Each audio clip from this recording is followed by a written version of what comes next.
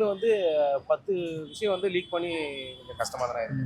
அவரு திருநெல்வேலியில் ஒரு வார்த்தை பேசியிருப்பாரு. இந்த ஜனநாயகன் படம் ரிலீஸ் ஆகாததுக்கு யார் காரணம் மக்களுக்கு தெரியும்.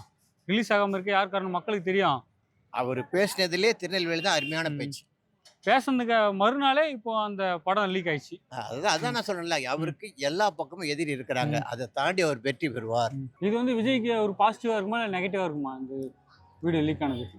பாசிட்டிவா தான் இருக்கும். அப்போ இந்த வீடியோ லீக் ஆனதுக்கு பின்னால அரசியல் இருக்குன்னு சொல்றீங்களா? ஆமா, இருக்குதுதான், எதுவுமே இல்லாது. யாரு காரணம் இவ்வளவு சொல்லுவாங்க? காலமா அது மாதிரி வந்துதா? இல்ல இல்ல இல்ல. ம்.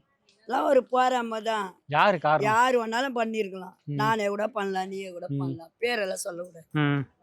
விஜய் அவர்கள் திருநெல்வேலியில் பேசும்போது என்ன சொன்னாருன்னா, ஜனநாயகம் படம் ரிலீஸ் ஆகாததுக்கு யார் காரணம் மக்களுக்கு தெரியும் அப்படின்னு பேசியிருப்பாரு. அப்படி பேசின அடுத்த நாளே சோசியல் மீடியால இந்த படம் வெளியே வந்து அதுதாங்க. அதாவது யார் காரணம்ன்றதை வெளிப்படுத்துறதுக்கு அவங்களும் தயாரா இருக்கிறாங்க, யாருன்னு சொல்றதுக்கு இவரும் தயாரா இருக்கிறாங்க.